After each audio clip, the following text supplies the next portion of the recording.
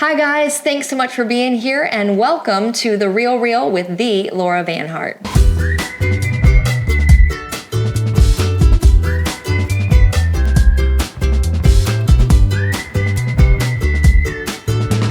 Today we are talking about buying a home. If you're thinking of buying this year, I know some people have been a little bit gun shy after last year. I get it. It's okay. It was a little bit crazy.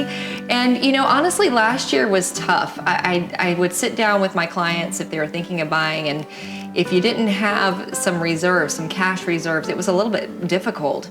Now things are easing up a little bit, so I have people, I feel like they're like hermit crabs coming out going, I'm ready now. And I'm like, it's okay, come on, you can do it. And so now buyers are more willing to step out, but I know last year was a little bit difficult for some first-time home buyers or people that didn't necessarily have cash reserves. But it's a different market, right? So things are changing. So we're just flexing and riding that roller coaster ride. So what if you're thinking of buying this year? What does 2023 look like?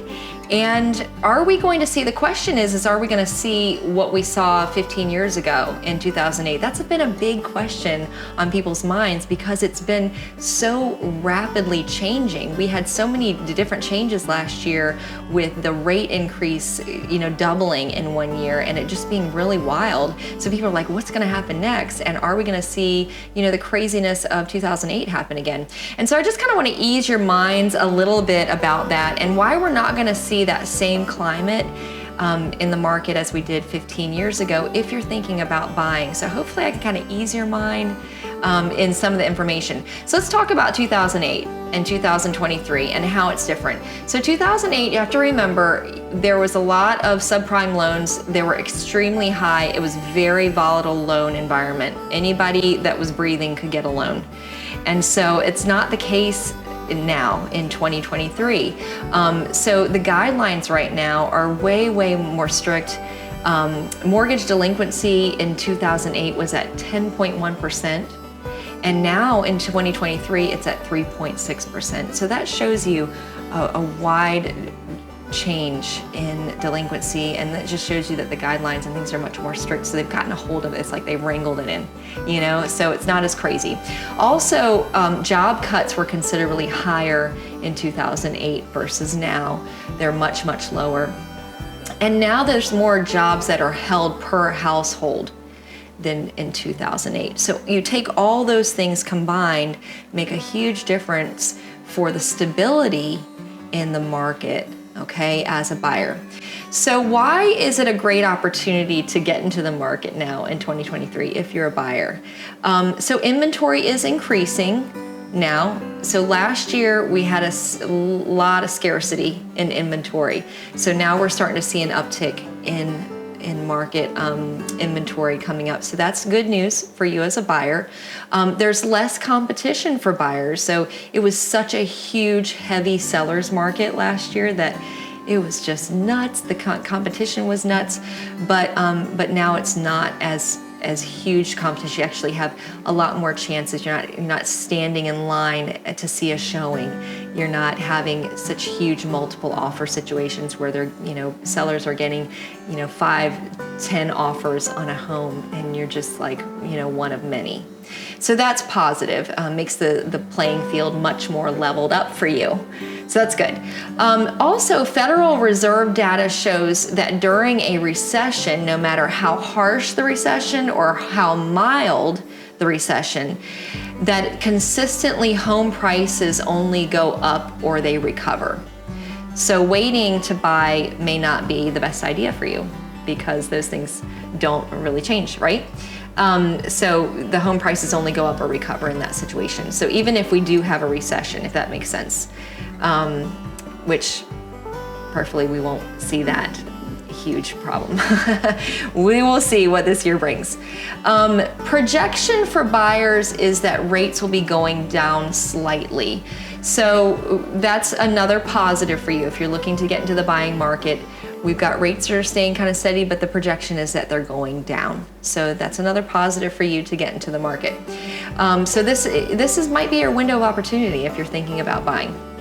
So if you are looking at buying, what do you need to do to prepare yourself to purchase? Ask yourself some questions like, what is your motivation and goal for purchasing right now? What is your budget? How much do you want to spend? Ask yourself what you want to spend on a monthly amount. And there's some great tools out there. The internet has all these mortgage calculators. You can calculate percentage rates. If you need a percentage rate, contact me, drop me a message, whatever, send me a note, whatever. And I can let you know at least what the percentage rates are for FHA, conventional, VA loans, and give you all that information. But you can plug in those rates in a mortgage calculator and you'll get your monthly mortgage rate, so how much you're spending every month. How much do you have saved? How much reserve cash do you have on hand? You're going to need money for closing costs and incidentals and things like that. So that's going to be something that you might need to have on hand. It's not guaranteed that when you go to purchase a home that a seller is going to pay for those things. So you want to be prepared. And do you have a home to sell? So, if you do have a home to sell and say you have to be contingent on that home sale, that's something to consider. Or if you don't have to be contingent and you can get a loan without that, then, no problem. But what are your time frames and your parameters of selling that home, moving into a new home? How does that work out? These are all questions you want to kind of have answered, thought about, kind of work through. So I always say, the other thing that's really important is how much equity do you have in your current home if you have a home to sell?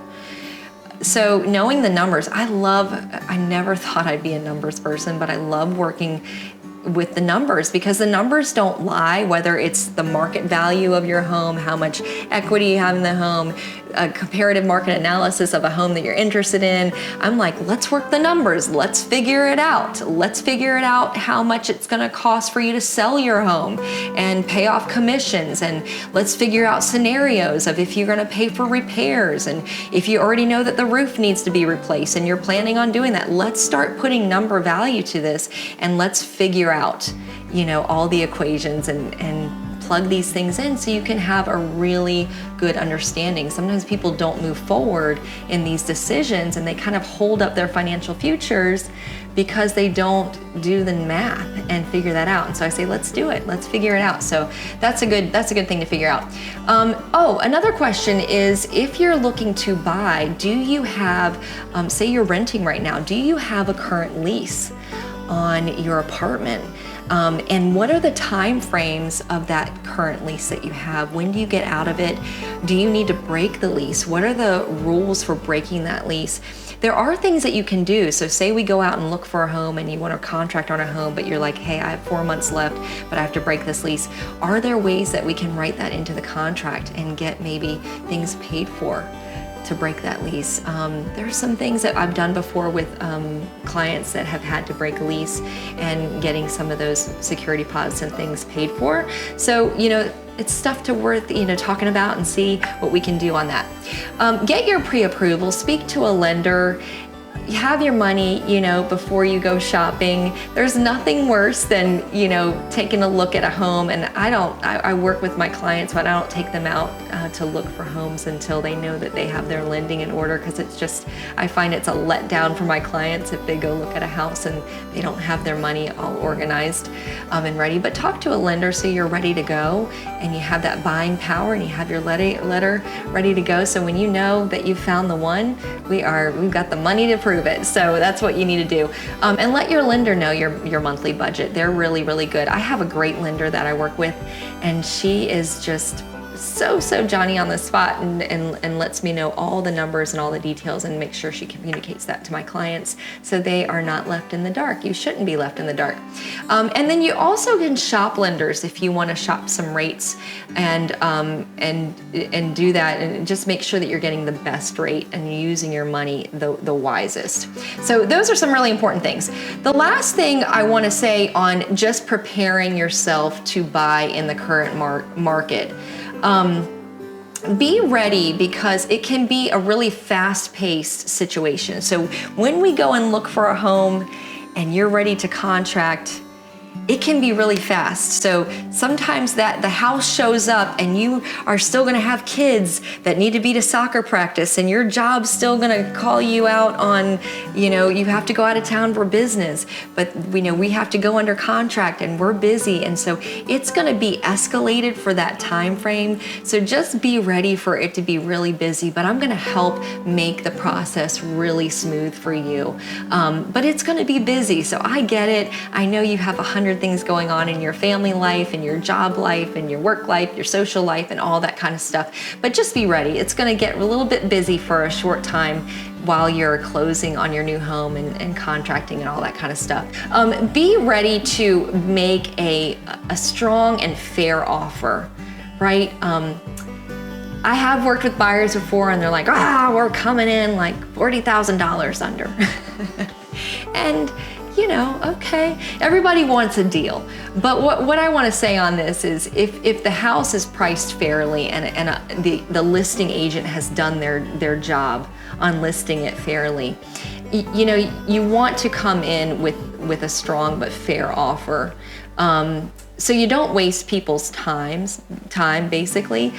So I share that you're welcome to offer what you want, but it is really important to use people's time wisely, as well as your own, right?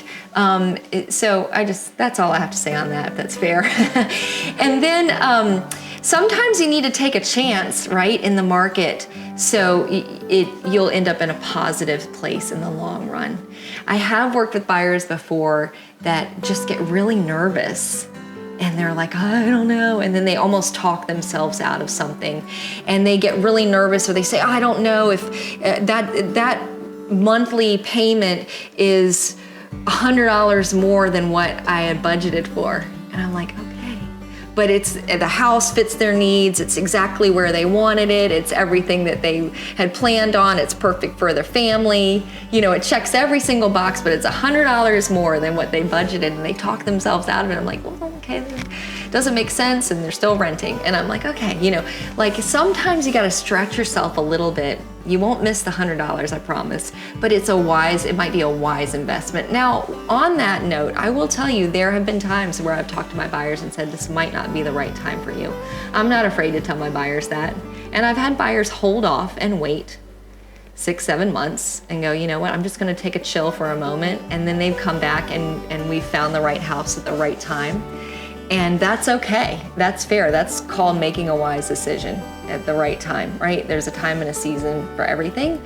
So, I really, really believe that. But sometimes you do have to take a chance to get into the market, and so that it can put you in a more positive position financially in the future. So that's something to think about. So just be flexible, right? When you're looking for a new home and you're buying, flexible in some negotiation, sometimes in your move-in date, in your offer, and just we'll work together and communicate on how to work all those details together, and being also ready to consider what the seller may need as well. So you're looking out for them and working together in that. Of course, always I'm here to watch out for my clients, whether you're on the buy side or on the list side. But these are just some ways that if you're thinking of buying, I can help maybe coach you in having a really successful experience. So thanks so much, guys, for listening. Please subscribe, like my channel, send me some comments and drop those below, and I'm happy to answer any questions. And thanks so much. Have a great day. Look forward to talking with you soon.